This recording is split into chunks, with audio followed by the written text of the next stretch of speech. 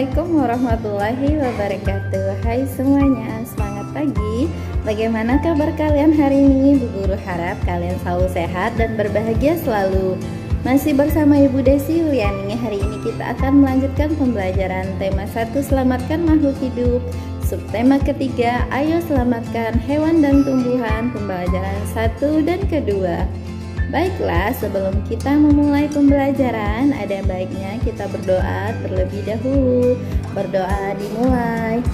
A'udzubillahi minasyaitonirrajim. Bismillahirrahmanirrahim. Rabbi zidni ilma warzuqni fahma waj'alni minasyolihin. Amin. Shadaqallahul azim. Mari kita simak video pembelajaran berikut ini. Tahukah kamu harimau Sumatera, orang utan dari Kalimantan, atau badak bercula satu dari ujung kulon? Hewan-hewan tersebut merupakan jenis hewan Indonesia yang dilindungi karena langka. Apa yang menyebabkan hewan tersebut menjadi langka? Ayo kita cari tahu. Nah, anak-anak, perhatikan dua gambar berikut. Jawablah pertanyaan di bawahnya. Apa yang terjadi dengan hutan tersebut apabila dijadikan perkotaan?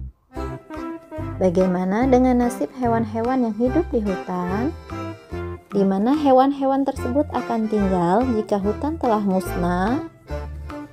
Bagaimana pengaruhnya terhadap kehidupan manusia jika seluruh pohon dan semua hutan di bumi habis? Jawablah di buku latihan kalian. Bertambahnya jumlah penduduk dunia dan semakin meningkatnya kepentingan manusia menyebabkan hutan di dunia semakin terancam kelestariannya. Apa yang harus dilakukan manusia untuk menjaga kelestarian hutan dan hewan di dalamnya? Bacalah teks berikut dengan teliti. Ayo, lestarikan hewan dan tumbuhan langka Indonesia. Indonesia merupakan negara kepulauan yang kaya akan beragam jenis hewan dan tumbuhan. Setiap pulau di Indonesia memiliki hewan yang unik dan menjadi ciri khas pulau tersebut. Komodo di Kepulauan Nusa Tenggara Timur merupakan salah satu contoh hewan langka yang dilindungi oleh dunia internasional. Pulau Komodo secara resmi diakui sebagai salah satu dari 7 keajaiban dunia. Pulau ini menjadi sebuah taman nasional yang dikagumi oleh masyarakat dunia. Taman nasional banyak terdapat di Indonesia, seperti Taman Nasional Tunjung Puting di Kalimantan yang melindungi orang utan. Tujuan dibuatnya Taman Nasional adalah untuk melestarikan hewan dan tumbuhan yang semakin berkurang jumlahnya. Bertambahnya jumlah penduduk menjadi penyebab utama berkurangnya hutan tempat hidup hewan-hewan tersebut. Pembangunan gedung dan perumahan menjadi penyebab menyingkirnya hewan tersebut dari habitat aslinya. Perburuan liar mengakibatkan hewan tersebut berada di ambang kemusnahan. Mengapa hewan-hewan tersebut perlu dilestarikan? Apa manfaatnya bagi kelangsungan hidup rakyat Indonesia? Hewan dan tumbuhan telah memberikan manfaat yang luar biasa, bukan hanya untuk penduduk Indonesia, namun juga penduduk di Asia Tenggara. Kondisi geografis yang sama membutuhkan pengaturan dan pemikiran agar penduduk dapat hidup berdampingan dalam memanfaatkan kondisi alamnya. Nah, anak-anak, simaklah teks berikut ini. Kawasan Asia Tenggara merupakan wilayah yang luas perairannya lebih besar dibandingkan dengan luas daratan. Keputusan-keputusan terkait permasalahan kelautan banyak dibahas oleh sebagian besar negara-negara ASEAN.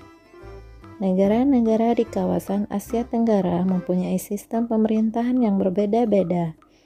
Namun pada dasarnya semuanya berbentuk republik, kecuali Thailand, Kamboja, Laos, Malaysia, dan Brunei Darussalam yang berbentuk kerajaan. Sebagian besar mata pencarian penduduk di Asia Tenggara adalah bercocok tanam. Oleh sebab itu, kerjasama di bidang produksi hasil pertanian dan perkebunan dibahas bersama di Bali tahun 2003. Untuk menambah pengetahuanmu tentang kondisi politik negara-negara ASEAN, bacalah teks berikut ini.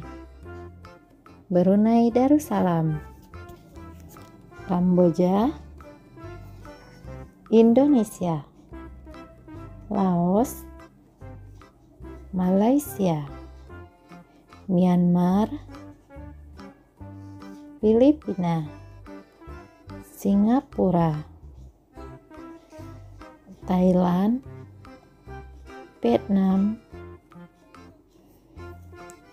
Di pembelajaran sebelumnya, kamu sudah memilih 2 negara ASEAN dan membandingkannya dalam hal kegiatan ekonomi. Setelah kamu membaca informasi yang di atas, isilah diagram penmu untuk membandingkan 2 negara ASEAN tersebut terkait kehidupan politiknya. Kerjakan di buku latihan kalian. Kamu sudah belajar tentang hewan selama 1 minggu. Banyak hal yang kamu pelajari. Kamu sudah tahu bagaimana hewan berkembang biak dan jenis hewan yang hidup di negara-negara ASEAN. Menarik bukan? Cermati beberapa sikap yang mencerminkan nilai-nilai Pancasila berikut ini.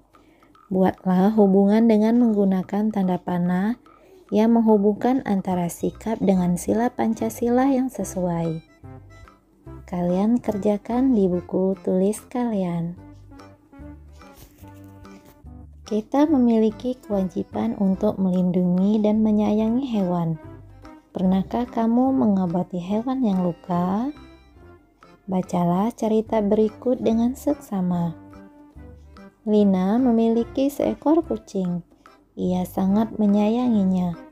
Kucing Lina senang bermain. Terkadang Lina mengajaknya bermain di taman atau di halaman rumah. Kalau Lina sedang bersekolah atau sedang berpergian, kucing Lina bermain sendiri. Memanjat atap rumah, berguling, atau bermain dengan bola adalah hal yang disukainya. Pagi ini Lina sangat sedih. Kucingnya terjatuh dari atap rumah. Saat Lina mendekati kucingnya, Lina melihat kaki kiri kucing terluka. Lina panik. Tetangga Lina adalah seorang dokter hewan. Lina membawa kucingnya ke sana. Dokter hewan sangat teliti mengobati kucing Lina. Ia memasang perban untuk menutupi luka kucing. Setelah diobati, Lina membawa kucingnya pulang. Ia senang karena kucingnya sudah bisa berjalan kembali. Tulislah pendapatmu tentang sikap Lina terkait penerapan sila Pancasila. Jelaskan. Apa yang akan kamu lakukan apabila menjadi Lina terkait penerapan sila Pancasila? Demikianlah video pembelajaran hari ini. Sampai bertemu di video pembelajaran berikutnya. Wassalamualaikum warahmatullahi wabarakatuh. Dadah semuanya.